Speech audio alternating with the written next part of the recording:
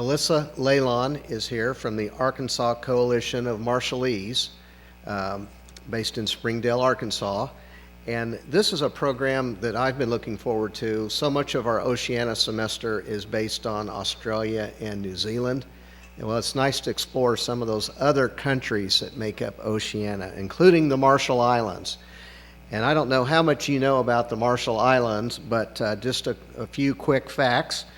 They're composed of some 1,200 islands and islets scattered over about 180,000 square miles of the Pacific.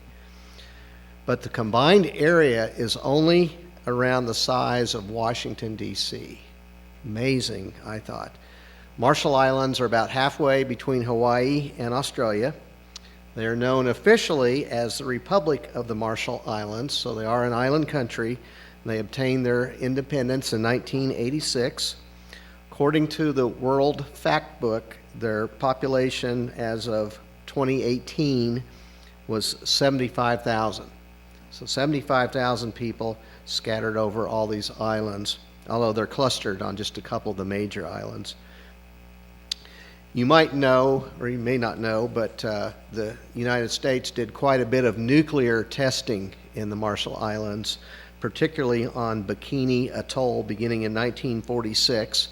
They evacuated the residents. Over the years, 67 weapon tests were conducted, including the 15 megaton Castle Bravo hydrogen bomb test, which produced significant fallout in the region. The testing concluded in 1958. Over the years, just one of over 60 islands was cleaned by the U.S. government, and the inhabitants are still waiting for the $2 billion in compensation assessed by the Nuclear Claims Tribunal. Many of the islanders and their descendants still live in exile as the islands remain contaminated with high levels of radiation. American missionaries arrived in the Marshalls in the 1850s, introducing Christianity to the population. Today, the Marshallese are predominantly Christian, and the two official languages are Marshallese and English. So that brings us to our speaker, Melisa Laelan.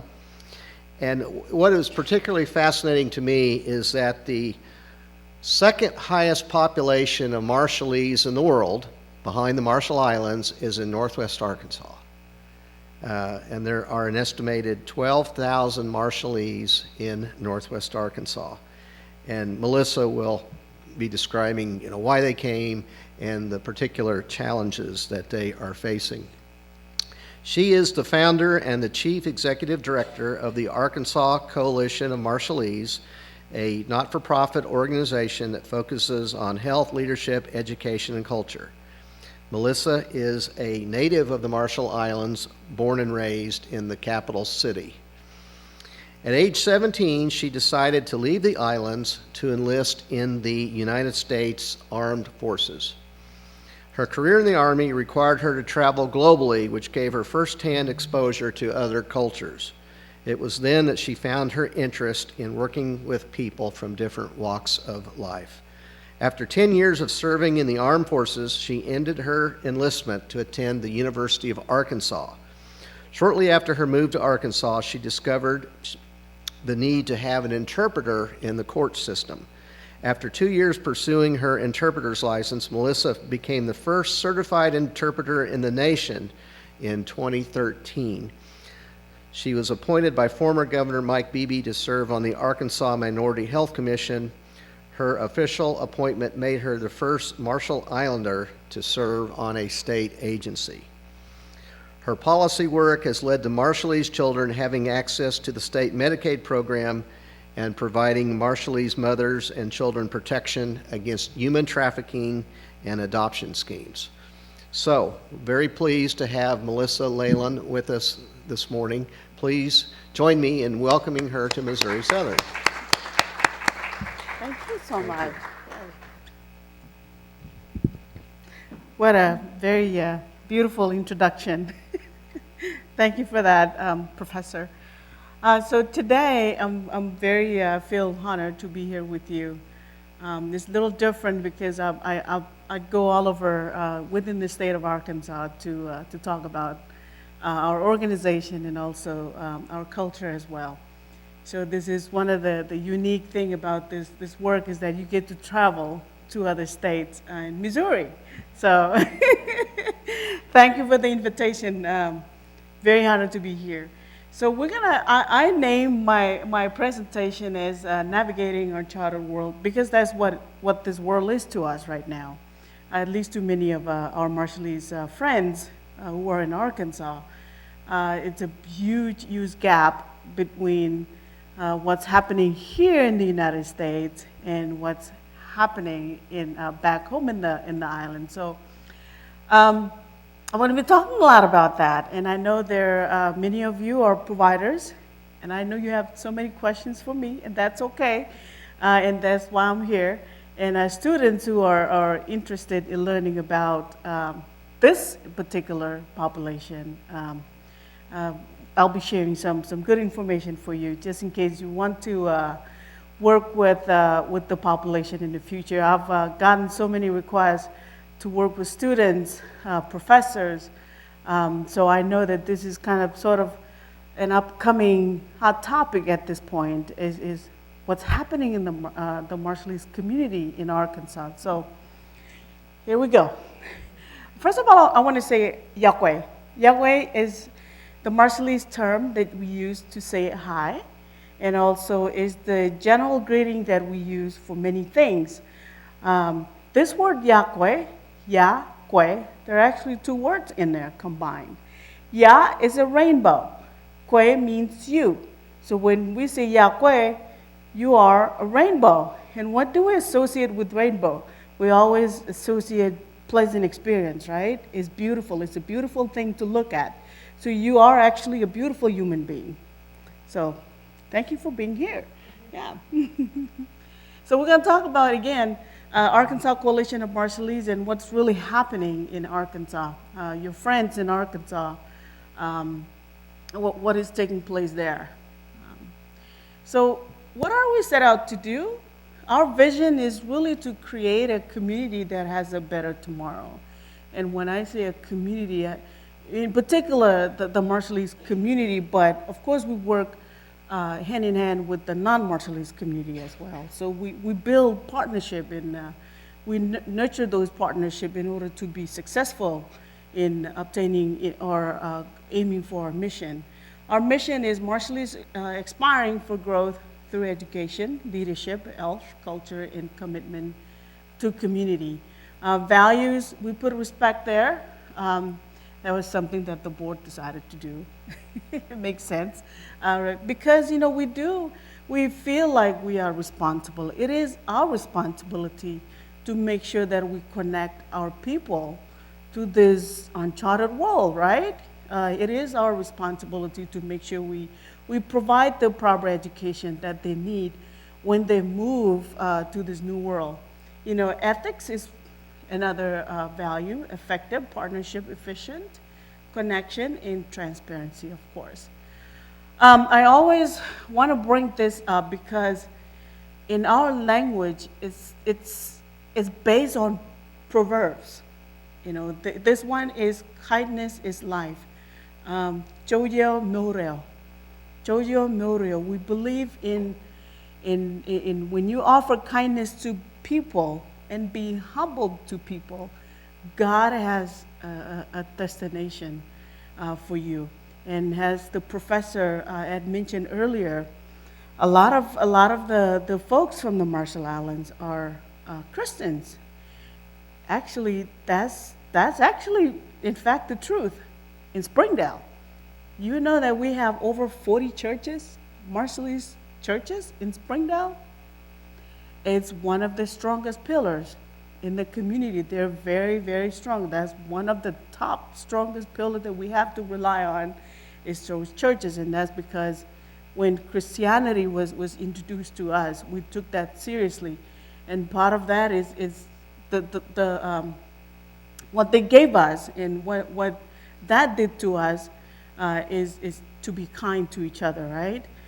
Prior to that, we used to kill each other just so we can own a land or we can become to have a status or something like that. So kindness is life, and that's something that we carry with us all the time. As mentioned earlier, and maybe I will reiterate this, we are actually the midpoint of Hawaii and New Zealand. A lot of people want to know, what in the world, where are the Marshall Islands? I'm going, well, we're here and here. And then they go, well, I still don't get it. And then I go, do you know where the word bikini came from? Yeah, the bikini is actually one of the atolls that those 67 bombs were detonated. That's one of the grounds that the U.S. used to practice the nuclear. Also, Bikini, and there's another one, I can't even think of it right now. I'll come back to it. But yeah, there's actually a latest on the latest media. In fact, about 2 weeks, maybe 3 weeks ago, there's a beer company in Texas that has named their beer Bikini Atoll. So there's been a lot of friction going back and forth. Yeah, because they're making millions of dollars. And I think they stopped that. If not, they're working on getting a process to stop that. But yeah, the arrow leads you to Springdale, Arkansas. So a lot of people go, well, why do you guys decided to move to Arkansas? Many reasons, right? I mean, you got Tyson. Tyson is there. In fact, I just had a meeting with them, and 1/3 of Tyson's employees are Marshallese. Yeah, it's a pretty big, yeah. In fact, we're getting ready to do a job fair with them.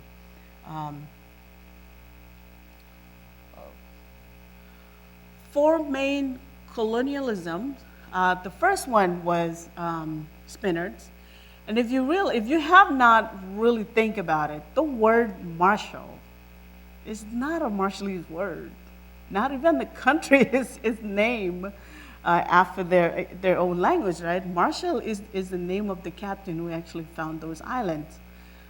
So Marshall Island, they just put Marshall Islands. But before that, it was actually Laelan, which is the Oceanic region, right? And we were introduced by the location of that area earlier by our friend professor there.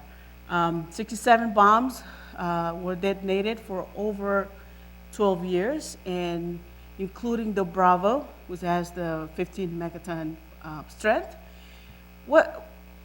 Those words, sometimes we cannot translate that, right? It's so vague. So I'm going to be like very detailed in that. If we don't know the strength of that, think about Hiroshima. What was dropped on Hiroshima? That Bravo bomb was actually 1,000 times stronger than what was dropped on Hiroshima. So imagine a lot of people, especially in those particular 4 atolls that were directly impacted by the bombs, were displaced. And what happened? They were not even informed that there was going to be a big, flash. Yeah, next thing you know is you should come to Arkansas and you really hear these stories of these, especially the older generation who had actually experienced this. They weren't told anything. Next thing you know is they had a fallout, like this big old mushroom. They didn't even understand what that was. In fact, one of them was thinking, oh my goodness, this is the end of the world. We're done. Yeah. One of them being, his name was Tony DeBroom. Tony DeBroom was a big advocate because he had seen that. He was telling a story about him and his grandfather walk by the shore, and they saw this big mushroom, and he thought that was the end of the world. And anyways, those folks that actually experienced that, they have some really, really good stories. They always want to tell the story to the community because a lot of us don't know these things, right?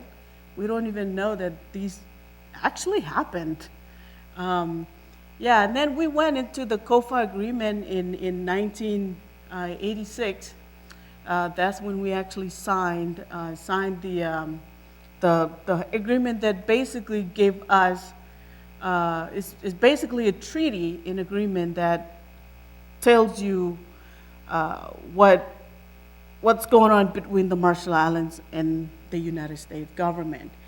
In that agreement, there's just so many good things about that agreement, and also so many bad things about it too.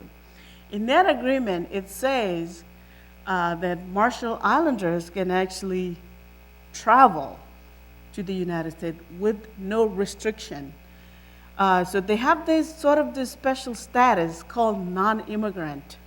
But at the same time, that the very same special status could possibly get them into trouble because you don't have a status. You will never have access to a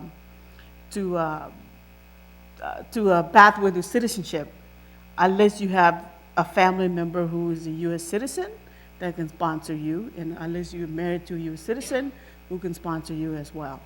So with that particular status, it's kind of like we're in a limbo because you don't have access to a lot of things, including state benefits and also federal benefits. The biggest one right now, the biggest one right now is Medicaid. And I'm sure we have providers here.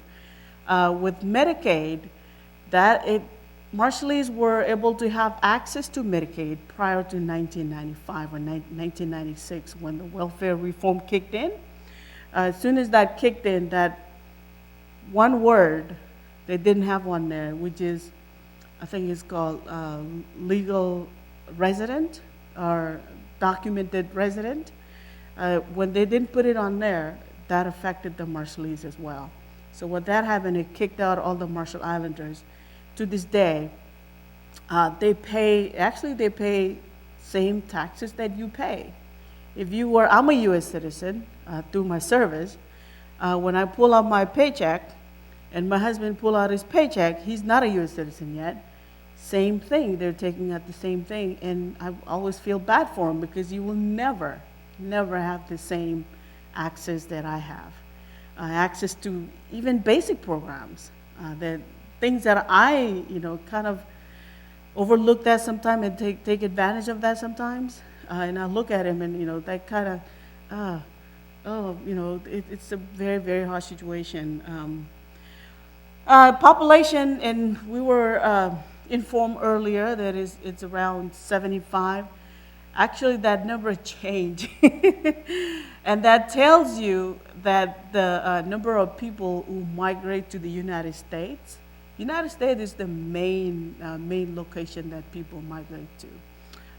It decreases. It really take effect on the population there. From what I heard, and they're really trying to get a good way to track down how many people actually leave the Marshall Island. But so far, last month, they were mentioning that about 3,000 people a month were leaving the island. So what does that mean for us? That means that they're coming our way, right? So what we can do from our end is to prepare ourselves, to make sure that we're ready to serve them. This is a picture. Is from one of a very well-known newspaper media, and this is actually a picture of people from Ronglap that were taken away from, their exile. They were taken away from the lands and moved to another location. This is actually, it's not the Bravo bomb. it's way bigger than that. But that's one of the bombs that were detonated on the island. National security. So beside the fact that the Marshall Islands has this special treaty with the United States, it does provide national security. Ronald Reagan Missile Range is located on Laelan Atoll. And because that place was chosen because of its location, its isolation, it does have, it's pretty much the shield and I know many of you didn't even know this. It's pretty much the shield, the interceptor of the United States, owned by the United States. So the best way for me to explain to you is if, let's just say our friends, Russians, launch something from their country, that interceptor will actually come from Kwajalein Atoll. Yeah. And I know this because when I was in the service, it was really odd because I was assigned to a unit. I was assigned Fort Bliss, Texas. I was assigned to a unit that their mission was to launch that interceptor if something happens. And my son's dad was on that team. So he would go to Quaj. They would deploy him to Quaj twice a year. Yeah, there you go. I have more information, right?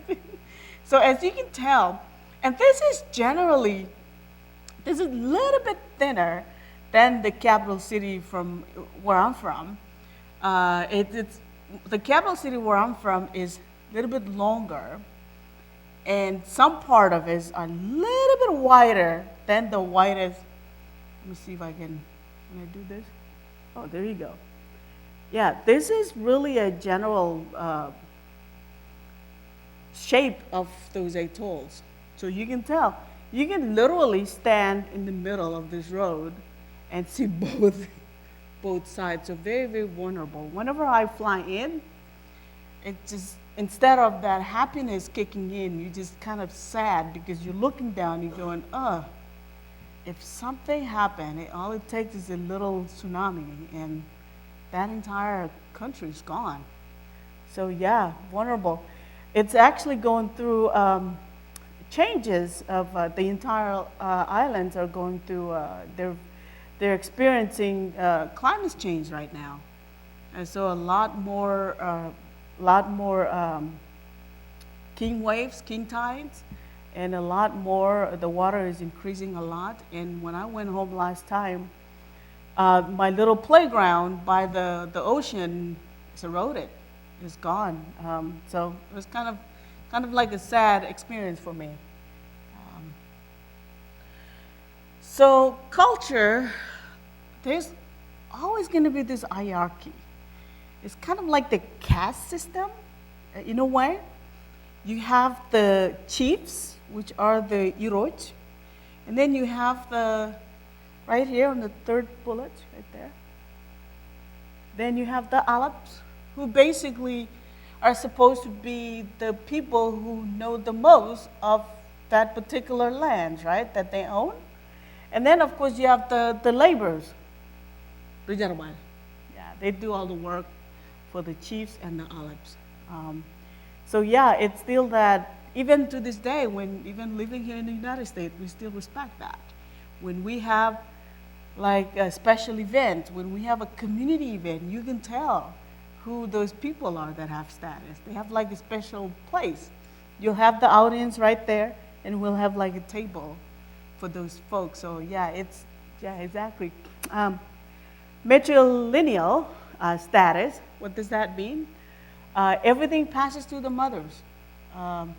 Everything passes through the mother, even the title. If you're a chief because your mom was a queen, not because your dad was a queen. And it comes down to the generation. It doesn't, it goes like this. It goes instead of going down. Yeah, so it passes like this, from the oldest child all the way down to the youngest one. Not your child and then your grandkids. No, it's kind of go flat, like a generational take on that. Auditorium was built as a way to have a voice for the culture, basically to have a voice in politics. But right now, even the culture has changed a lot. That the Nidhi Jala, which is basically the Congress, has taken. We have like new leaders there now that don't know much about the culture and really kind of break that cycle. And even with the House of Bureaus, the voice of the chiefs are very weak right now. And I'm saying that because we just had they just passed a bill that actually prevent and prohibit Marshallese abroad from voting. So they can't even vote in their own country. And the House of Bureaus really tried to shoot that down, but that didn't work. So even with that, it's still kind of, the power is not as big and great as it used to be. Land ownerships are passed to mothers. KMM is a huge event. How many of you have been to like a Marshallese KMM? No? None? Okay, so we are not talking about 20 people. We are talking about 5,000 people. Yes, you have to feed all these folks. But the greatest strength to me, this is what I will take with me forever, the greatest strength of that culture is that family support. Even though there is 5,000 people that are going to come to your event, you will be able to serve all of them, because it's not just you. It's not just me and my husband that are responsible for that KMM, for that birthday party. No, it's me and my husband, plus my clan, my entire clan, and it could be 40, 50 people under that, and his clan as well. So when you pitch in, when you go, okay, you guys get this. You get the rice, I get the chicken, you get the potato salad, we're good, right? So it's really not as expensive as we think. Yeah, seriously. So it could be a really good thing. Adulthood is reached at age 30, and I know this is interesting to you guys. Yeah, I had to actually, even me as a Marshallese, and went in right from high school, right away from high school, went and enlisted into the Army. When I came out and actually lived among my Marshallese friends and family, this was really hard for me. It was, because I am very, very independent. And I want to think like this, and I go. But no, that does not work. I learned it the hard way. So, yeah. And when I actually got out of the service, I was only 24. So I am not that age yet. Yeah. So when I was trying to do all these things for the clan, uncle and, great uncle, they would get mad at me because technically I'm not supposed, I don't have any saying in that. Yeah. Best sea navigators in the world? That's true. Yeah, it's been tested so many times. They took my uncle.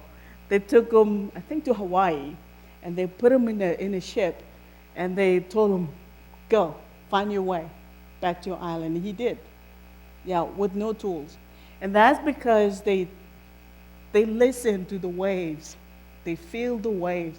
It's got that personal connection to the water, and of course to the star. They'll look at the star and they'll be able to tell you where you're at. Very, very unique and very special. Guess what? We're losing that too. Yeah, the older generation is dying out. And there's one school in the Marshall Island that actually instilled these skills to the younger generation. But even with that, I think we're still losing it. And with people moving to the United States and all these great places, kind of taking effect on that. But this right here is a canoe. That is in Arkansas. Yeah, we actually carve a canoe out of a tree. We went out to Alpena, Arkansas. A tree was donated to us because they couldn't think that we could do it. It was like, we're going to test you. I said, okay, give it to me. No, it wasn't me. We do have a carver. We actually have a master carver who lives in Springdale.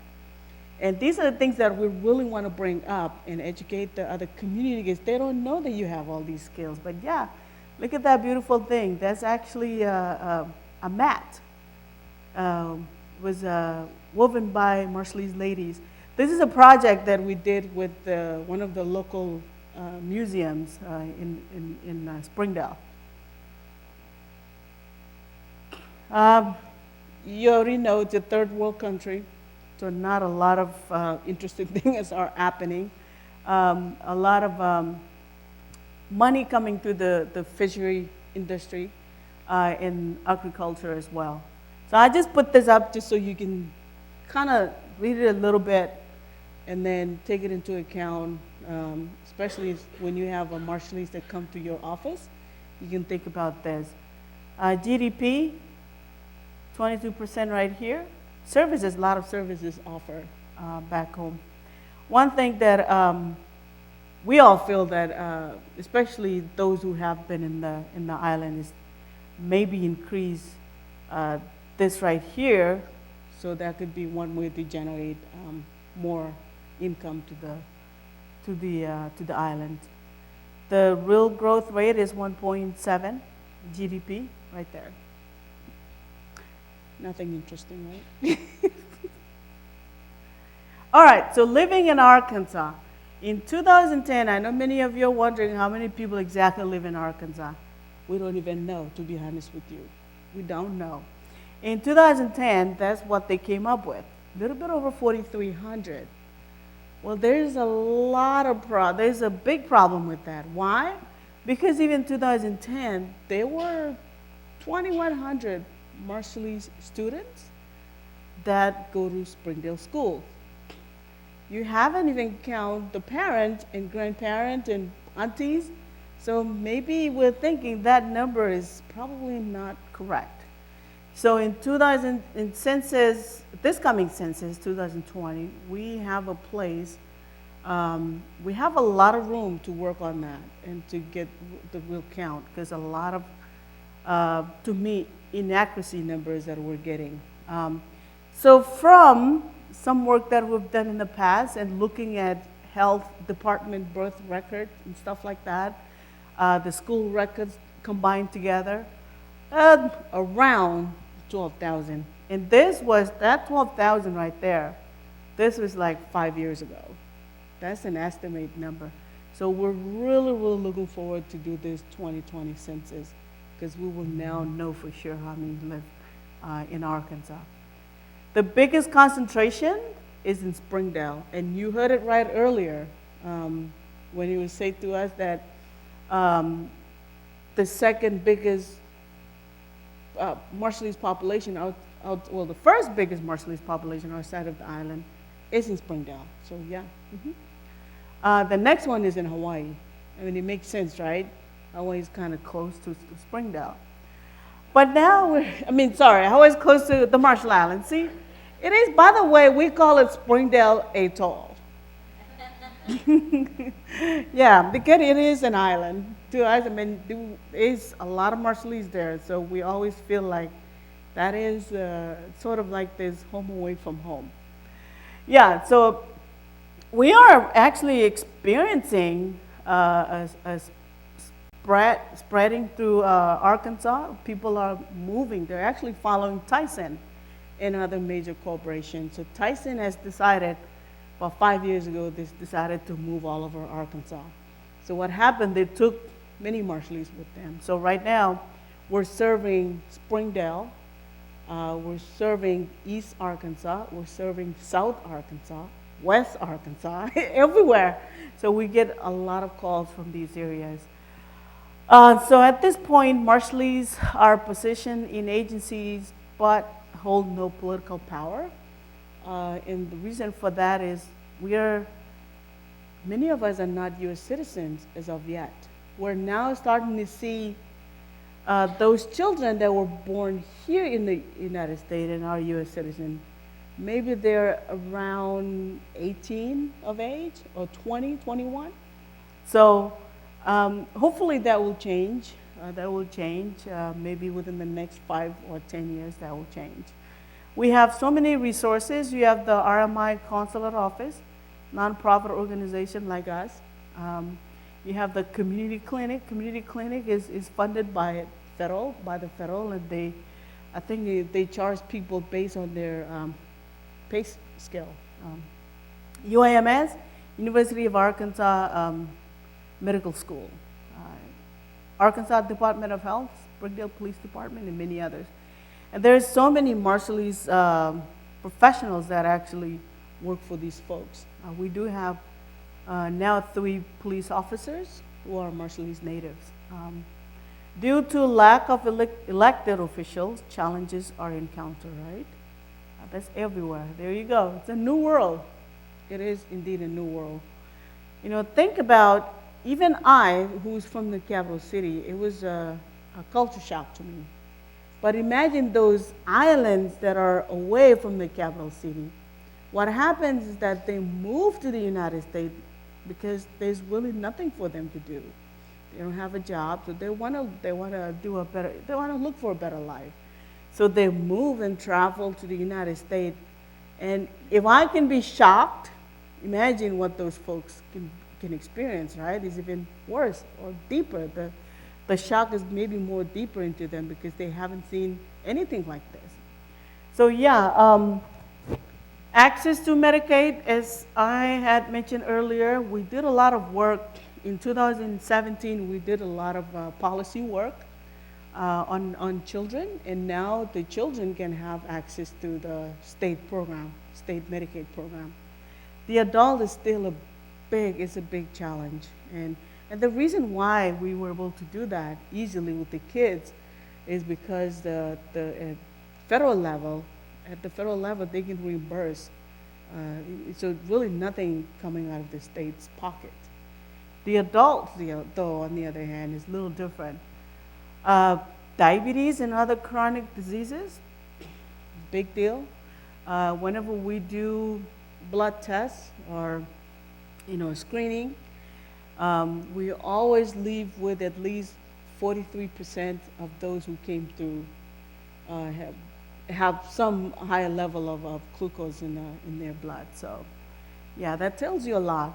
50%, this 50% dropout was in 2016, so that has changed a little bit. It's now actually at 30%. We worked so hard to get it there, but still 30% is still a big number, right? We're now seeing kids, Marshallese kids, go to colleges. It's a really neat thing.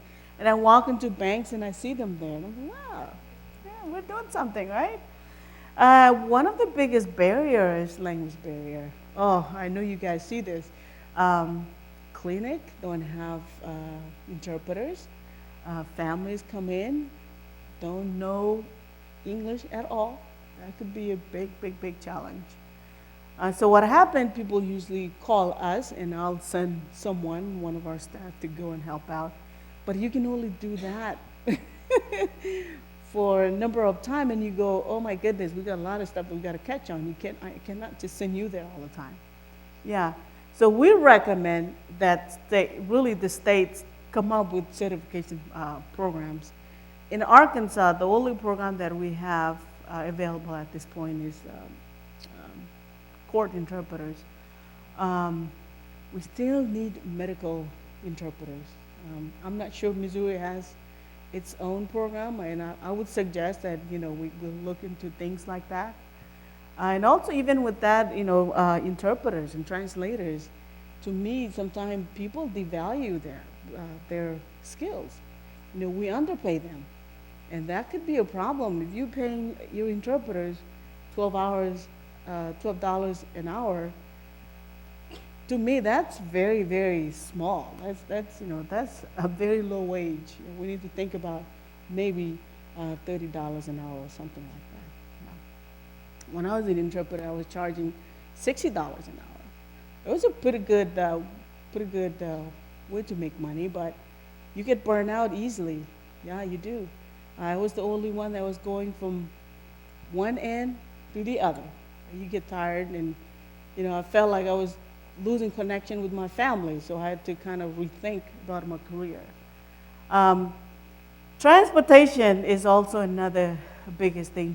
What you will see is maybe multiple families in one household sharing one car. That can be a big issue, and a lot of that has to do with culture. We do things better when we're together. It's not this whole immediate family is my own. No, it's actually a very shared culture. What is mine is yours. You know, I cannot, for example, my sister's kids, they're actually my kids too. It's not just hers, it's a family responsibility. And that has a lot to do with that. Yeah, I always say Marshallese do better going in as a group than, you know, sending one individual. And I know that for sure. I have friends who couldn't make it in college when they were sent by themselves. But as soon as you send someone else, a friend, they go in there, they both come out. So yeah. And it's better, it's more fun that way, right?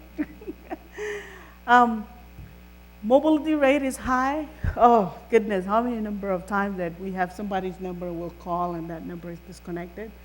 That is very, very common. We're not used to the phone system. We're not even used to, this is probably the third generation that has to deal with money. You know, we never knew about money. There is no consumer system. We don't know anything about credit. You know, we just go, we get it. We get it or we share, we borrow. Sometimes borrow and own it, but it's still borrow, right? So a lot of things going on there. Providers not understanding the culture, that is so true. And so what we recommend to providers is maybe, you know, ask someone who understands the culture and go in and do like a presentation and maybe shed some lights on what's going on, you know, and maybe you will understand better. Living up to somebody's expectation. How many times I have had meetings with Tysons and Cargills.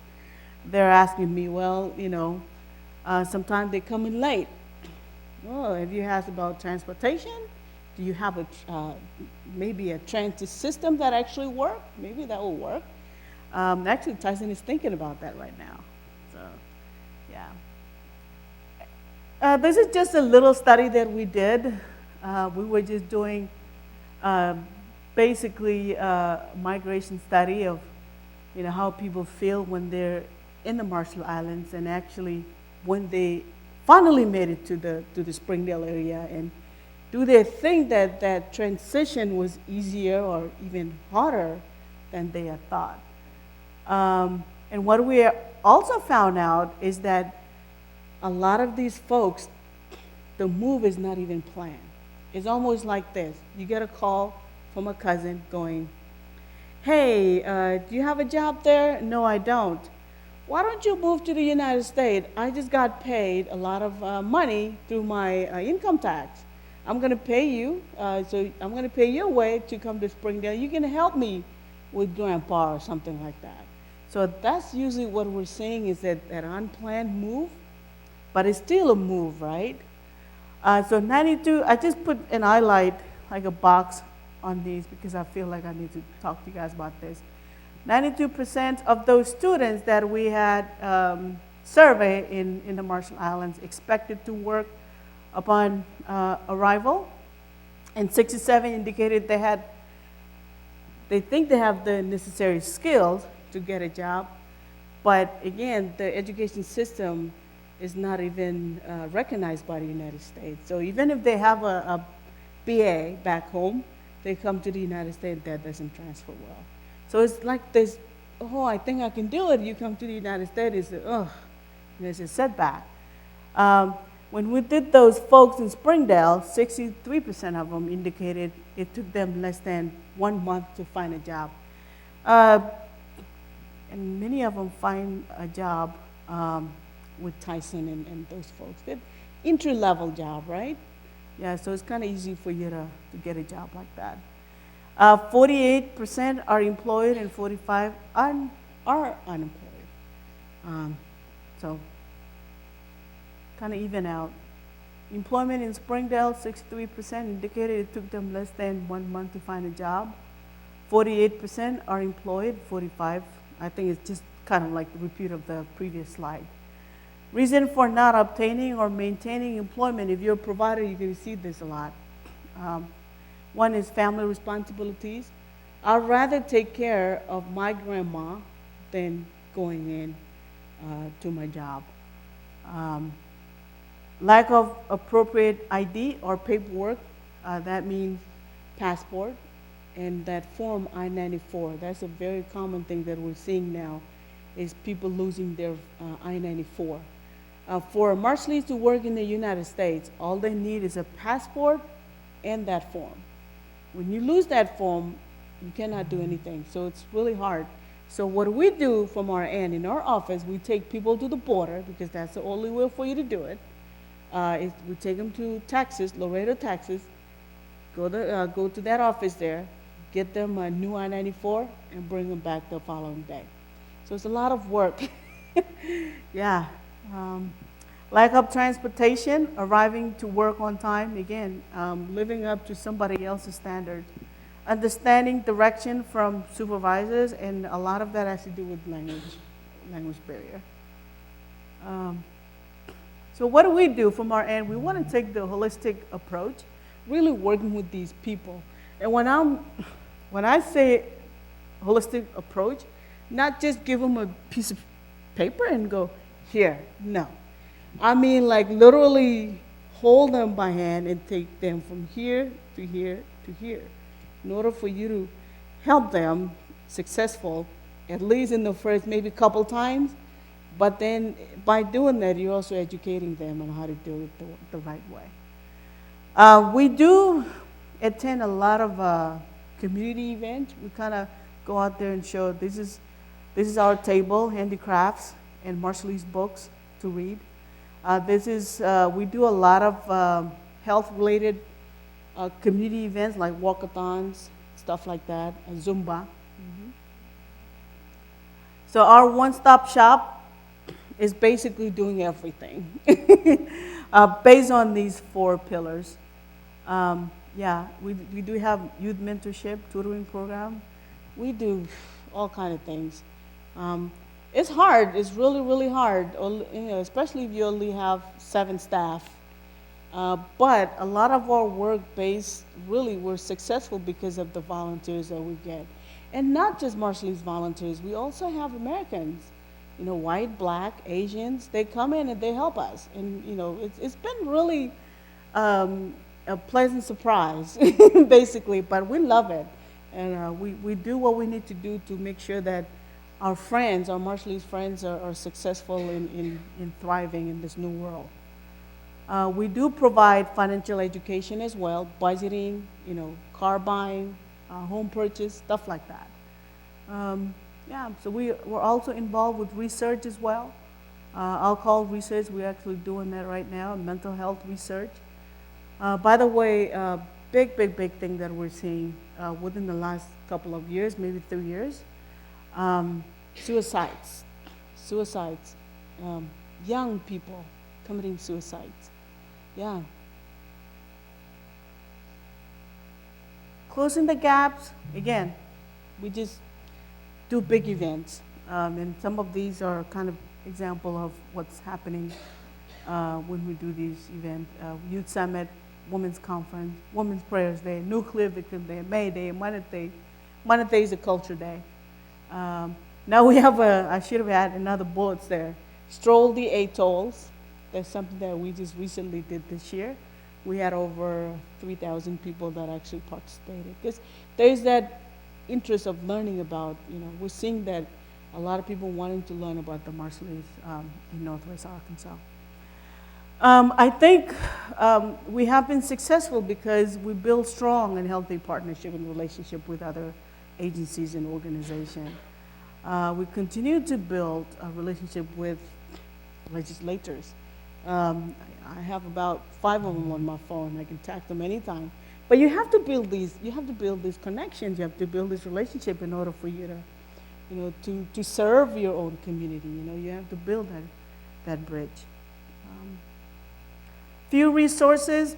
I would say less than 10 Marshallese owned businesses in Arkansas. A lot of home skill people though. Like we have designers. I found out when we did our fashion show, many of our designers were making $5,000 a month. So right now they're in the program. We actually got them into our IDA program, where we can help them find a location for them and get their license and, just so they can be legit and legal and, actually have a space, have an office or something. So we're working with 3 of our fashion designers right now. When I say came in, and we're talking about that 5,000 people and the family who's hosting that birthday party, all of them want to be in uniform.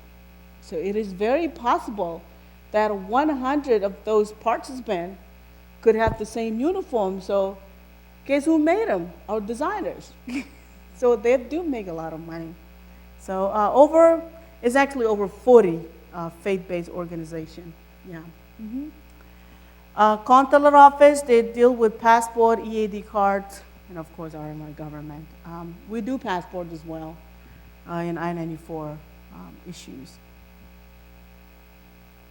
Just little side notes to you guys. Yahweh is the general word used for greetings. Try to use it when speaking with families. The first interaction with a Marshallese person is probably the most important one.